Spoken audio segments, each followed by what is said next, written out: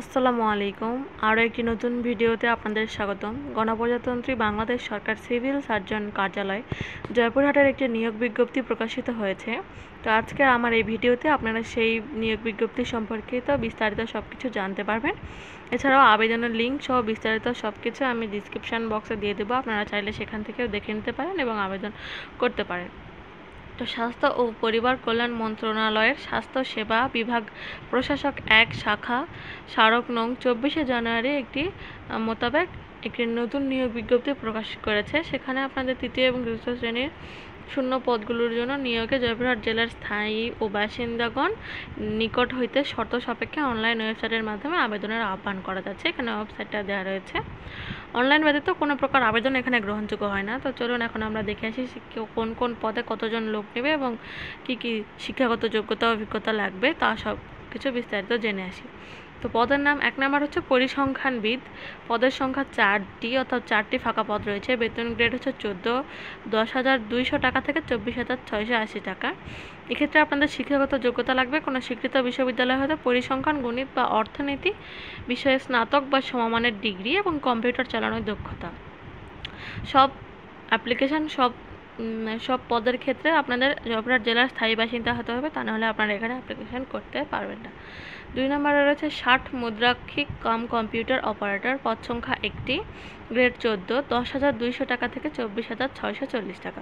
কোনো স্বীকৃত বিশ্ববিদ্যালয় হতে ন্যূনতম দ্বিতীয় শ্রেণীতে স্নাতক বা সমমানের ডিগ্রি, কম্পিউটারের ব্যবহারের অভিজ্ঞতা, ষাটলিপিতে প্রতি মিনিটে বাংলা ৪৫ শব্দ এবং ইংরেজিতে ৭০ শব্দ এবং টাইপিংয়ের গতি প্রতি মিনিটে ২৫ শব্দ, বাংলা এবং ইংরেজিতে প্রতি মিনিটে ৩০টি শব্দের এরকম দক্ষতা থাকতে হবে।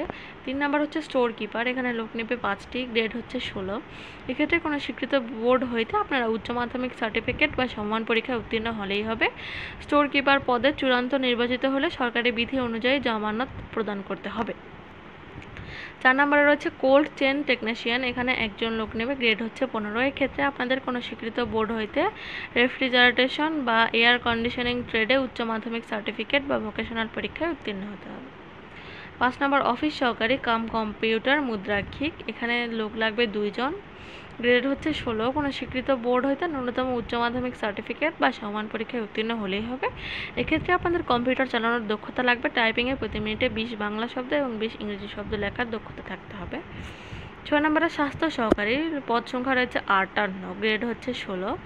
তো এক্ষেত্রে আপনাদের শুধু কোনো স্বীকৃত বোর্ড হইতে উচ্চ মাধ্যমিক সার্টিফিকেট বা সমমান পরীক্ষায় উত্তীর্ণ হলেই হবে, আর কিছুই লাগবে না। ৭ নম্বরে রয়েছে ড্রাইভার। পদ সংখ্যা রয়েছে ২টি, গ্রেড হচ্ছে ১৬। এক্ষেত্রে কোনো স্বীকৃত বোর্ড হইতে জুনিয়র স্কুল সার্টিফিকেট বা সমমান পরীক্ষায় উত্তীর্ণ হলেই হবে, ড্রাইভিং লাইসেন্স লাগবে। এছাড়াও অভিজ্ঞতা সম্পন্ন চালকরা অগ্রাধিকার পাবেন। ৮ নম্বরে রয়েছে ল্যাব অ্যাটেন্ডেন্স। পদ সংখ্যা ২টি, গ্রেড হচ্ছে ১৯। এক্ষেত্রে কোনো স্বীকৃত বোর্ড হইতে মাধ্যমিক স্কুল সার্টিফিকেট বা সমমান পরীক্ষায় উত্তীর্ণ হলেই হবে। সমস্ত যে পদগুলো দেখলেন সবগুলো পদের অ্যাপ্লিকেশান করার একটি শর্ত, সেটি হচ্ছে আপনাদেরকে জয়পুরহাটের স্থায়ী বাসিন্দা হতে হবে, তাহলে আপনারা এখানে আবেদন করতে পারবেন। তো আবেদনের বেশ কিছু শর্তাবলী রয়েছে। প্রার্থীকে জন্মসূত্রে বাংলাদেশের নাগরিক হতে হবে।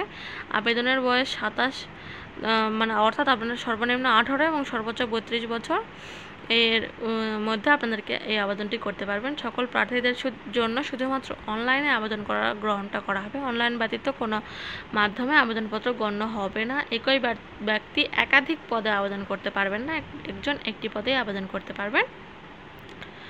আর ৬০ মুদ্রাক্ষিক কাম কম্পিউটার অপারেটর ও গাড়ি চালক পদের লিখিত পরীক্ষায় উত্তীর্ণ প্রার্থীকে নিয়োগ বিধি মোতাবেক সংশ্লিষ্ট বিষয়ে ব্যবহারিক পরীক্ষায় অংশগ্রহণ করতে হবে। ব্যবহারিক পরীক্ষায় উত্তীর্ণ প্রার্থীরাই মৌখিক পরীক্ষায় অংশগ্রহণের জন্য যোগ্য বলে।